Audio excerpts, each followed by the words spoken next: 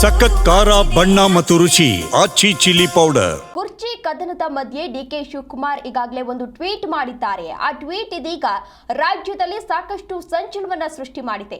ಜಗತ್ತಿನ ಅತಿ ದೊಡ್ಡ ಶಕ್ತಿ ಅಂದ್ರೆ ವಚನಬದ್ಧತೆ ಅಂತ ಪ್ರಸ್ತಾಪ ಮಾಡಿದ್ದಾರೆ. ಕುರ್ಚಿ ಕದನದ ಮಧ್ಯೆ ಡಿಕೆ ಶಿವಕುಮಾರ್ ಅವರು ಟ್ವೀಟ್ ಮಾಡಿದ್ದಾರೆ. ಆ ಟ್ವೀಟ್ ಇದೀಗ ಸಂಚಲನವನ್ನ ಮೂಡಿಸ್ತಾ ಇದೆ. ಜಗತ್ತಿನ ಅತಿ ದೊಡ್ಡ ಶಕ್ತಿ ಅಂದ್ರೆ ಅದು ವಚನಬದ್ಧತೆ ಅಂತ ಡಿಕೆಶಿ ಅವರು ಪ್ರಸ್ತಾಪ ಮಾಡಿದ್ದಾರೆ ಟ್ವೀಟ್ ನಲ್ಲಿ. ಕೊಟ್ಟ ಮಾತನ್ನ ಉಳಿಸಿಕೊಳ್ಳುವುದು ದೊಡ್ಡ ಶಕ್ತಿ. ಎಲ್ಲರೂ ಕೂಡ ಕೊಟ್ಟ ಮಾತನ್ನ ಉಳಿಸಿಕೊಳ್ಳಬೇಕು ಅಂತ ಹೇಳಿದ್ದಾರೆ.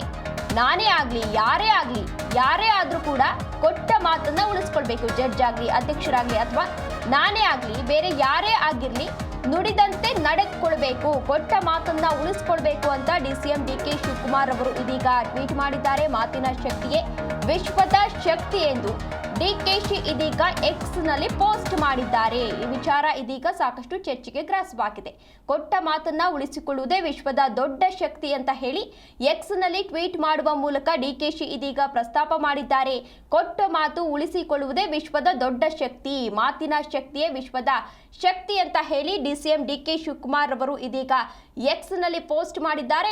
ದೃಶ್ಯಾವಳಿಗಳಲ್ಲಿ ನೀವು ಕೂಡ ಇದೀಗ ಗಮನಿಸ್ತಾ ಇರಬಹುದು. ಡಿಕೆಶಿ ಅವರು ಒಂದು ಫೋಟೋವನ್ನ ಹಾಕಿ ಅದ್ರ ಮೇಲೆ ಒಂದು ಲೈನ್ ಅನ್ನ ಹಾಕಿದ್ದಾರೆ. ಆ ಲೈನ್ ಯಾಕಾಗಿ ಈ ಲೈನ್ ಅನ್ನ ಹಾಕಿದ್ದಾರೆ ಎನ್ನುವ ಪ್ರಶ್ನೆ ಇದೇ ಸಂದರ್ಭದಲ್ಲಿ ಎದುರಾಗ್ತಾ ಇದೆ. ಅಂದ್ರೆ ನಾಯಕತ್ವ ಬದಲಾವಣೆ ವಿಚಾರ ಈಗಾಗಲೇ ಸಾಕಷ್ಟು ಚರ್ಚೆಗೆ ಗ್ರಾಸವಾಗ್ತಾ ಇದೆ. ಒಂದು ಕಡೆ ಸಿಎಂ ಸಿದ್ದರಾಮಯ್ಯನವರು ಕುರ್ಚಿ ಬಿಟ್ಕೊಡ್ತಾ ಇಲ್ಲ, ಮತ್ತೊಂದು ಕಡೆ ಡಿಕೆಶಿ ಅವರು ನಾನು ಸಿಎಂ ಆಗಲೇಬೇಕು ಅಂತ ಹೇಳಿ ಈಗಾಗಲೇ ಸಾಕಷ್ಟು ಕಸರತ್ತನ್ನು ನಡೆಸ್ತಾ ಇದ್ದಾರೆ. ಹೈಕಮಾಂಡ್ ನಾಯಕರ ಜೊತೆ ಈಗಾಗಲೇ ಮಾತುಕತೆಯನ್ನು ನಡೆಸಲು ಕೂಡ ಎಲ್ಲಾ ರೀತಿ ತಯಾರಿಯನ್ನ ಮಾಡ್ಕೊಂಡಿದ್ದಾರೆ. ಇನ್ನು ಒಂದು ಕಡೆ ಮಲ್ಲಿಕಾರ್ಜುನ್ ಖರ್ಗೆ ಅವರು ಕೂಡ ಈಗಾಗಲೇ ರಾಜ್ಯಕ್ಕೆ ಆಗಮಿಸಿ ಅಲ್ಲಿ ಕೆಲವೊಂದಷ್ಟು ಶಾಸಕರ ಜೊತೆ ಮಾತುಕತೆಯನ್ನು ನಡೆಸಿದ್ರು. ಜೊತೆಗೆ ಹೈಕಮಾಂಡ್ ನಾಯಕರ ಜೊತೆ ಈಗ ಮಾತುಕತೆಯನ್ನು ನಡೆಸ್ತಾರೆ.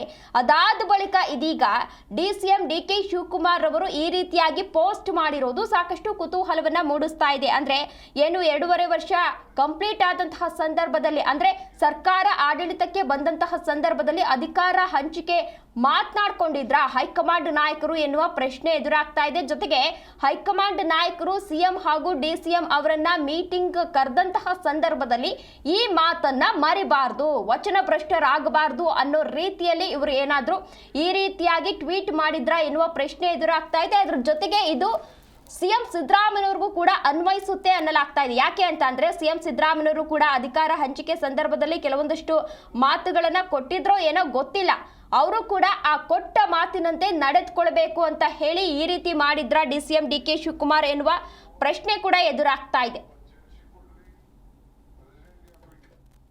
World power is world power ಅಂತ ಈಗೇನೊಂದು ಮಾತು ಕೊಡ್ತೇವೆ, ಮಾತು ಉಳಿಸ್ಕೊಳ್ತೀವಿ, ಮಾತು ಆಡ್ತೀವಿ, ಅದೇ ವಿಶ್ವದಲ್ಲೇ ಒಂದು ಪವರ್. ಅದು ಒಬ್ಬ ಜಡ್ಜಿ ಕೊಡ್ಲಿ, ಪ್ರೆಸಿಡೆಂಟ್ ಆಫ್ ಇಂಡಿಯಾ ಕೊಡ್ಲಿ, ನಾನು ಕೊಡ್ಲಿ, ನೀವು ಕೊಡ್ಲಿ, ಮನೇಲಿ ಮಾತಾಗ್ಲಿ, that is the biggest power. ಆ ಪವರ್ಗೆ ನಾವು ಈ ರೀತಿ ಕೊಟ್ಟಂತ ಮಾತುಗಳಿಗೆ ನಾವೆಲ್ಲ ಕೂಡ ರಕ್ಷಣೆ ಮಾಡಿಕೊಂಡು ನಾವು ಹೋಗ್ತಾ ಇದ್ದೇವೆ.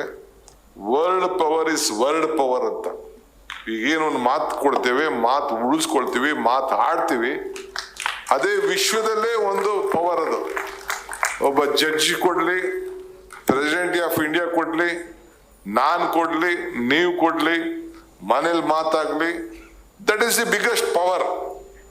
ಆ ಪವರ್ಗೆ ನಾವು ಈ ರೀತಿ ಕೊಟ್ಟಂತ ಮಾತುಗಳಿಗೆ ನಾವೆಲ್ಲ ಕೂಡ ರಕ್ಷಣೆ. ಎಸ್, ಇದಿಷ್ಟು ಡಿಕೆ ಶಿವಕುಮಾರ್ ಹೇಳ್ತಿರುವಂತಹ ವಿಚಾರ ಆಗಿದೆ. ಅಂದ್ರೆ ನಿನ್ನೆ ಏನು ಸಂವಿಧಾನ ಕಾರ್ಯಕ್ರಮ ಆಯಿತು ಅಂತಹ ಸಂದರ್ಭದಲ್ಲಿ ಈ ವಿಚಾರವನ್ನ ಪ್ರಸ್ತಾಪ ಮಾಡಿದ್ರು. ಇಲ್ಲಿ ಗಮನಿಸಬೇಕಾದ ಅಂಶ ಏನು ಅಂತ ಅಂದ್ರೆ ಡಿಸಿಎಂ ಡಿಕೆ ಶಿವಕುಮಾರ್ ಅವರು ಇಲ್ಲಿ ಪದೇ ಪದೇ ಒತ್ತಿ ಹೇಳ್ತಾ ಇದ್ದಾರೆ ಮಾತಿನ ಬಗ್ಗೆ.